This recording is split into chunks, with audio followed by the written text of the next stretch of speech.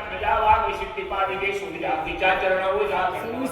आता बंधू देव ब्राह्मण जानते पुण्य पावन प्रसन्न होतील सोते जल त्या माझे नमन दंडवत आता नमुही रंग भूमिका कीर्तनी उभे होती लोका टाळ मृदुंग सोते देखा त्या माझे नमन दंडवत आईसे नमन करुणे सकाळ हरी कथा बोले भोगडिया बोला आज्ञान म्हणून या पुऱ्या काळा चालवे सकाळ नामा म्हणे पंढरीच्या देव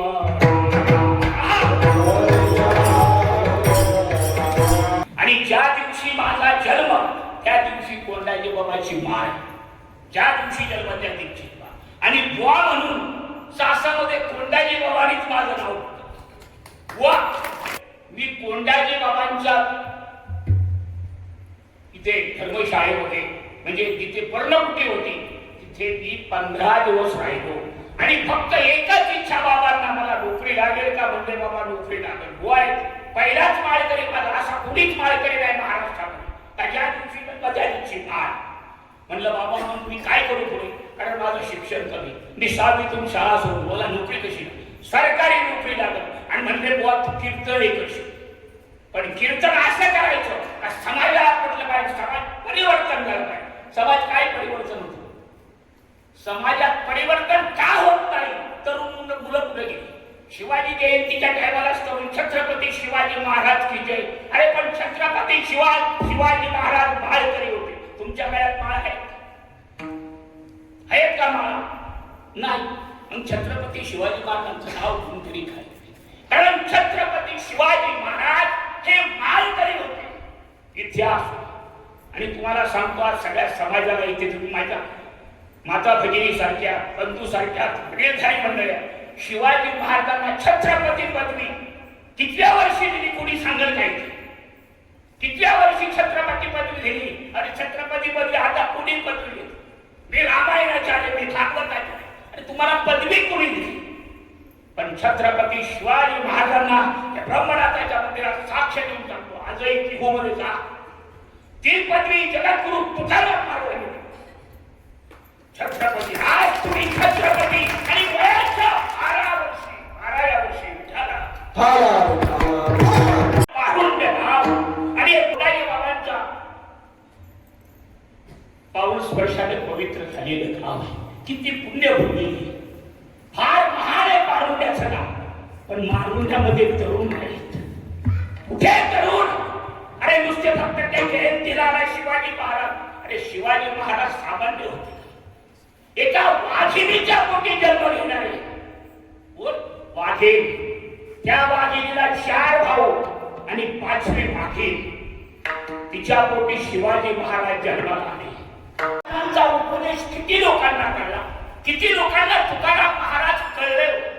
छत्रपती शिवाजी महाराज कुणाला कळले कारण अगोदर तुकाराम महाराजांनी सर्व आत्मसात केले कारण त्यांना ब्राह्मणांनी फार त्यांना विरोध केला पण महाराज नमले नाही पण ब्राह्मणांना ठासून काय सांगायचे वेदाचा तो अर्थ अरे वेदाचा अर्थ फक्त ब्राह्मणापेक्षा आम्हालाच कळतो बाकी नाही महाराजांना ज्ञानोबरायांना सगळ्या संतांनी त्रास दिला पण संत डगमगले जोपर्यंत मनुष्य जिवंत आहे ना तोपर्यंत एकेकाने प्रेमाने बोला गेल्यानंतर काय होते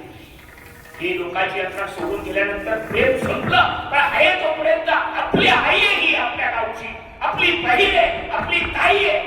असं शब्द बोला विनाकारण काहीतरी आणि तुकाराम महाराजांनी जो उपदेश केला आज कुणाच्या कानावर पडला तुकाराम महाराजांनंतर लोक येणार तुका म्हणायची देवमध्ये हा माणूस मूर्ख आहे म्हणायची गाढवावर झिंड का राहायची तुकाराम महाराजांना कोणी चांगलं आणि तुम्हाला खरं सांगतो ज्या गावात संत आहेत त्या गावात त्या संताला मान असतो जिथं पित्त तिथं विंगलं नाही आज कोंडाजी बाबा गेल्यानंतर पुढे कोंडाजी बाबांच्या मूर्ती स्थापन केल्या नुसते कोंडाजी बाबा 3 तालुक्याची लोखंड महाराज त्यांनी बाबांनी काढली आहे कोंडाजी बाबांनी कोण आहे का नंतर कोणीच नाही दाखवून द्या असा आणि कोंडाजी बाबा सारख्या काल्याचं कीर्तन आजही महाराष्ट्र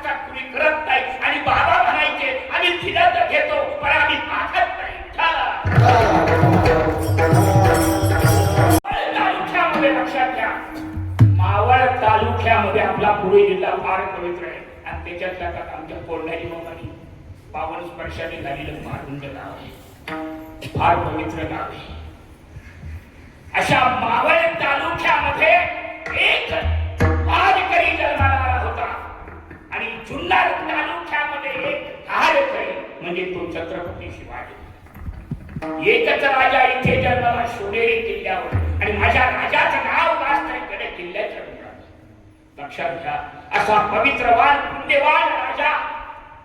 हा आपल्या जुन्नर तालुक्यामध्ये निर्माण झाला. फार मोठा पाप आहे. पुण्यवान राजा शंकराचा अवतार शिव नसता तर छत्रपती झाला नसता आणि वाघिणीच्या पोटी जन्माला. जिजाबाई वाघीण होती, सामान्य स्त्री नव्हती. भरभराटीच्या कारकिर्दीच्या टायमाला तुकाराम महाराजांनी कीर्तन करून या हिंदू धर्माचं रक्षण केलं. त्यावेळेला महाराजांनी यारे यारे लहानच